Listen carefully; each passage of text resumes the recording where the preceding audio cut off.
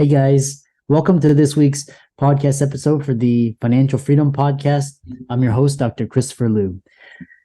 I'm always in the marketplace for talent, great ideas, inspiring stories. And today I'm happy to introduce Richard Rosser. He's a filmmaker, he's an author, storyteller. He's been working on hit TV shows such as all that we're familiar with: Grey's Anatomy, Chicago Med, MacGyver, 24. We're going to talk about storytelling, artificial intelligence, ChatGPT, and I'm really excited for this. So, Richard, welcome. Thank you very much, Chris. It's great to be here. Yeah, tell people, or your story, how you got started, and we'll delve right into it. Well, I'm a storyteller at heart. I learned from the best, my father. He was an amazing raconteur. And so from an early age, 4, 5, 6 years old, I would hear him tell jokes and stories around the dinner table and on outings, and just got to love the process of telling a story. And so I grew up in Oklahoma. I went to college in Virginia, to a very small liberal arts college, and they had one film course. Now this is a few years back, before the zeitgeist of film production became the thing at colleges. So they had one film course. I took it, and during that course, I made this short animated movie. It was a black and white 3-minute animated movie, and it was claymation about a chess game. And it turned out pretty well. So my professor said, "Hey, you should enter this in some contests." And I did, and it ultimately ended up winning a Student Academy Award, which I sort of went, "What?" And so that I thought, wow, if they think I have some talent, maybe I should really pursue this. So I got accepted to NYU grad film and moved to New York and went to grad school at NYU in grad film, and then joined the film business. And I moved out to Los Angeles about 15 or 20 years ago, and got in the TV business because I got tired of traveling and being on the road. And I've been in the TV business ever since. And like you said, I've worked on Grey's Anatomy, MacGyver, 24, a show called This Is Us that was popular for the past, 7 years or 6 years. And all those stories that I've worked on those TV shows have helped influence my approach to storytelling. And so originally I was telling stories professionally, and I was working on these TV shows and feature films and commercials. And then I realized that storytelling is really powerful on an everyday basis. And I read a statistic a couple of weeks ago that said the way we communicate, 85% of the way we communicate is through story. And I thought, that can't be. It can't be 85%. And then I thought about it, and it's incredible when you step back objectively and think about how many stories you tell a day, or how you communicate through narrative. It's 80-85%. And so I feel like a story evangelist. I go out and I say, story's the way, right? It's the way we communicate. It's the way we connect with folks. It's the way we create and maintain relationships. And so I've transitioned from my storytelling as a filmmaker and working on TV shows to really helping folks become storytellers, even though they may not consider themselves a storyteller, because storytelling is really at the base of all of our communication. Yeah, I love that. And especially, I think filmmakers, authors, people in the industry really understand the power of storytelling. And, we're going to talk about storytelling and leadership, but we can always hear, leaders telling stories and inspiring people, motivating people. So talk about, storytelling, communication in this digital age, very fickle, very unpredictable, uncertain in leadership. Well, I think one of the most important and powerful facets of storytelling for a leader is the ability to connect with who you're telling the story to. Whether you're telling the story to folks who are working for you, or you're telling the story to an audience of potential clients, story has that ability to connect you. And let's step back objectively a second. So a lot of the folks who are listening to this are, have degrees in medicine or doctors, And so let's talk a second about the brain science behind storytelling. We've been telling stories as human beings for 10,000 some odd years. And so that has created a series of brain activity that actually revolve around storytelling. And there are all sorts of theories and psychological tenets that talk about the science behind story. And one of the main ones is called narrative transport. Now, Chris, have you ever heard of narrative transport? Do you know what that phrase means? No, that's why that I'm always in the marketplace for new Right. ideas. Well, what I love to do is I like when I teach and I'm doing a workshop. I love to teach via the Socratic method. So it's always interesting to me to get someone else's take on something as we're just starting to explore it. But basically, the narrative transport concept is, think about if you read a book, right? So say you're reading the Chronicles of Narnia. And you're reading, and you go through the wardrobe, and you end up in Narnia, and you get sucked into this world. Or Harry Potter. I mean, any book or movie or comic book, you get sucked into this world, and you're reading or you're watching, and you get to the point where everything else just falls away.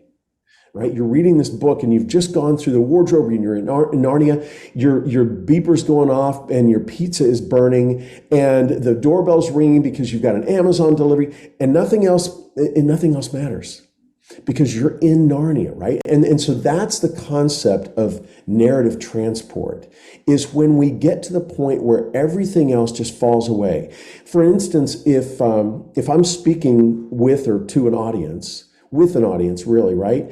And I'm talking about concepts of storytelling, and when I have them, it's like being in the zone. If you play sports, or if you're a sports fanatic, it's like being in the zone, right? You get to that point where you and your audience are there. No one's thinking about, oh, I got to check my text. No one's thinking about their drive home. You're not thinking about, oh, I have a meeting later on in the afternoon. Everything just falls away.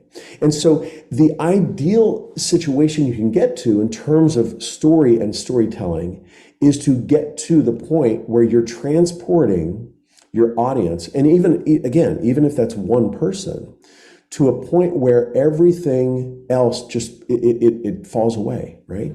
And so that is one of the main concepts that I discuss in all my seminars and workshops that I work with students, Chris, in terms of realizing the power of story. And the idea of attaining narrative transport is where it's sort of like if you're meditating and you vacillate between thinking about things, and then you go, wait a second, I'm thinking, I got to stop thinking, and you purge all that, right? And then you get to another point 2 minutes later, and you think, oh my gosh, I'm thinking it again. My brain's going, okay, I'm going to purge. And it's that point at where you reach, okay, I'm not thinking about anything. Well, in storytelling, that's a similar kind of concept. And there are other supporting psychological theories and concepts that support narrative transport. There's neurocoupling, where a speaker can be speaking or a story can be playing, and all of a sudden the viewer becomes one with that situation. So from a leadership standpoint, leaders are trying to harness the power of storytelling, connect with their audience. And again, whether you're trying to sell something, or you're trying to train someone, or you're trying just to connect with someone and give them an experience. I mean, a lot of TV is just purely for entertainment, right? You're trying to connect with the audience and get them to understand your situation and go on this journey with you. Yeah, I love that. And what's interesting is because you're talking about especially with communication, it's all about it's not just the words, but it's the emotions and what you're describing. The other That's so true, Chris. Absolutely. Yeah. And that's why films, documentaries are so much more powerful. Seminars, great speakers. One thing is talking about, especially with this. Especially I think Netflix and all of these streaming services kind of upended Hollywood, the kind of the trope. Absolutely. But now we have AI now, which is like that's even exponential upon compounding. So tell us about AI enhanced storytelling for compelling content? So what Chris is referring to, everyone, is I've created a concept that's called AI enhanced storytelling. Now, what the heck does that mean? AI enhanced storytelling. It sounds very highfalutin and it's very simple. So I've been doing school assemblies with students, and I've been doing workshops with corporations and doctors and folks like you who are trying to harness story. And I've been doing those for years. And it's always about story at the service of communication. And back in January, I got asked to come to, I grew up in Oklahoma. And so I got asked to come to a career tech school there. And a career tech school it's sort of like, the old Votech schools where, students learn how to fix air conditioners or auto cars or whatever. But now they're updated, so they're career tech schools. And so they have programs in programming and animation and aeronautics manufacturing. I mean, just crazy, crazy, incredible stuff. And so they said, hey, we want you to come and we want you to do a series on storytelling for all of our students who were here at the tech school. And so as I was doing that, I thought, all right, I'm fairly technically minded, but I really need to take a deep dive. And someone at that point had said, hey, you should check out ChatGPT. It's great for research, or it's great for brainstorming. And so I jumped on and I, typed in, okay, I'm going to give a speech or a workshop to a career tech school. What are some things I should keep in mind? And all of a sudden, boom, it generated this response. And I went down a little bit of a rabbit hole, I have to say, Chris. And I realized this tool is incredible for all sorts of layers with regard to storytelling. So as I was gearing up for this workshop, I started researching and organizing and outlining the workshops. And then I even did some content creation for this workshop that I was doing. And it was incredible because I could go in, for instance, Chris, a lot of people who are very technically oriented, right? Programmers or scientists, they think that they don't need storytelling because it's all about the tech. But those folks are actually the folks that need the storytelling the most. And we won't tell them that, but they do, right? Because ultimately, when you have a very technical concept that you're trying to get across to someone, and they don't understand the jargon or the language that you're using, it can be really difficult, and it can also feel very abstract.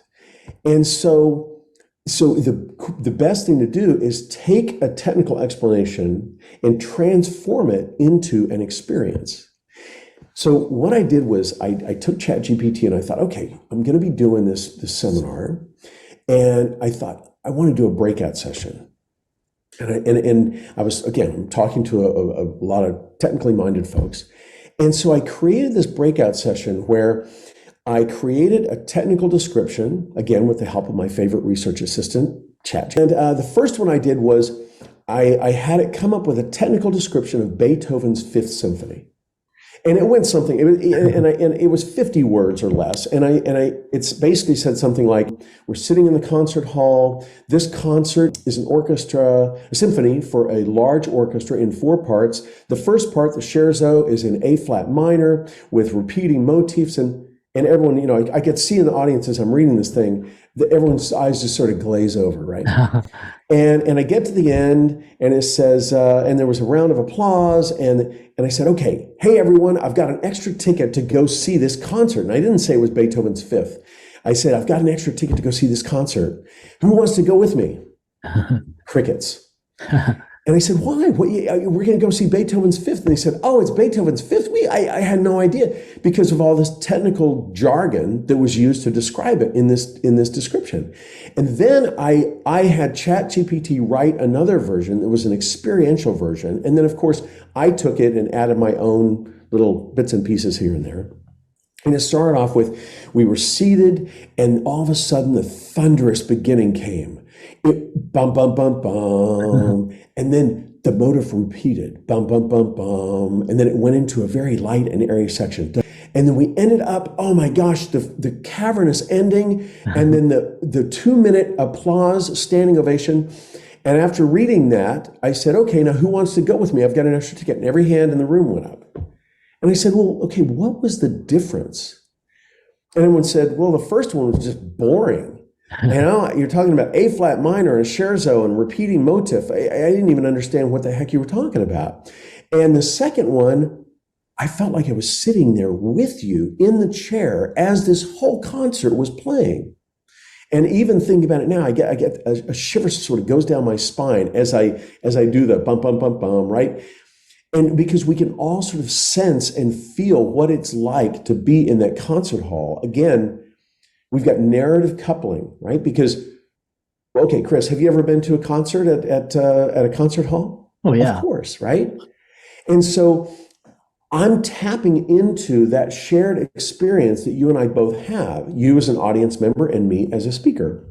And so ultimately, I was able to use ChatGPT or AI as a tool, and we'll talk about some other facets of it in a second. But I view AI and ChatGPT specifically simply as a tool, just like a mathematician would use a calculator or some sort of a computer program to help them scale their ideas to the point where they can build a rocket ship, SpaceX, and put satellites in space.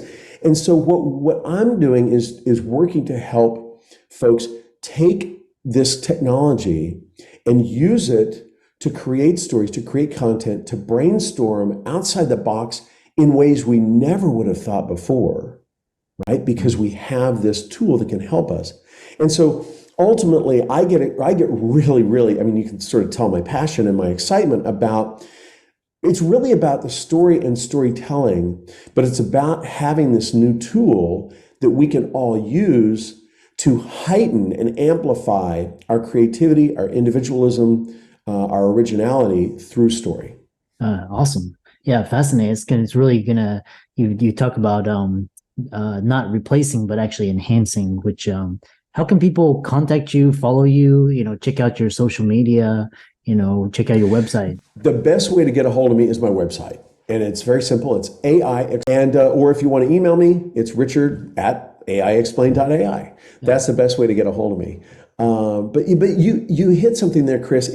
You hit it, which is, this is just a tool that helps us all create better. I deal with a lot of educators, and it's a polarizing topic right now, because a lot of people, all they can think about when they hear AI or ChatGPT specifically, okay, this is going to help my students cheat. And that's where they go to first, because that's what their experience is with it. And so I'm trying to get past that. I mean, in my mind, okay, a cheater's going to cheat, right? And whether you have the internet, you can download papers or essays, or you've got ChatGPT or AI, the folks who want to cheat and are going to cheat, they're going to use whatever means they can, whether it's old school of writing answers down on their palm and looking at it during the test. A cheater is going to cheat. However, the people who are really, really inventive, creative, individualistic, like you, I mean, you're putting out ideas through your podcast every week. And so those ideas are valuable. And those ideas come from human beings. Those ideas don't just come from a computer program. And so ultimately, I'm working to help folks harness this tool so that they can, I think there's a perception that all communication is just going to turn to mush, right? And if you think about, okay, McDonald's and Burger King and Carl's Jr., they, Jack in the Box, they all took hamburgers, and all these mom and pop hamburger stands in the 50s and 60s and 70s that went out of business. And now it's, okay, well, it's McDonald's hamburgers, anywhere you go, yes, it tastes the same. And yes, it tastes the same. And so there's the ability for ChatGPT for the masses to reduce a lot of communication, whether it's a blog post or some sort of a post on social media. You say, oh, I've got this prompt, right? So for those of you who haven't yet ventured into ChatGPT, the way you have ChatGPT provide you a piece of content or an answer is you write a prompt or a question and you input that, and then ChatGPT responds with an answer. And so if you say, write a blog post or write an email, and you're using the same crummy, crappy prompt that everyone else is using, well, sure, you're going to get the same response that everyone else is getting. However, the people who are really creative and real thinkers, and they're thinking outside the box, they're going to create their own prompts, prompt ChatGPT or Bard or all the various possible generative AI models. It's going to prompt those models to come up with things that are beyond where that person was able to create just on their own. And so ultimately, all AI is going to help the creative be more creative and the individuals be more individuals, the artists be more artistic. And in terms of your audience, they can use it for communication with clients, they can use it with marketing, and they can also use it for a very interesting, one of the coolest things that I've found with ChatGPT and AI is its ability to help think outside the box as a brainstorming engine. And so one of the first things I do is, how many ever times a day I end up with a challenge or an issue, I think, how am I going to solve that? And I go to ChatGPT, I type in a prompt, and I say, how can I think outside the box in terms of this problem, challenge, or issue? And that helps me. It's like sitting down with a group in a conference room and having all these various opinions and experience just right at my fingertips, with the ability to really think outside the box in terms of an answer or an approach that can help me get to a better place with whatever I've got going on. Awesome. Yeah, thanks for a wonderful podcast. For all the audience out there, Richard's resource will be in the links and show notes. And with that, thanks so much for coming onto the podcast. Absolutely, Chris. Well, listen, thank you very much. It's been a pleasure, and have a great one.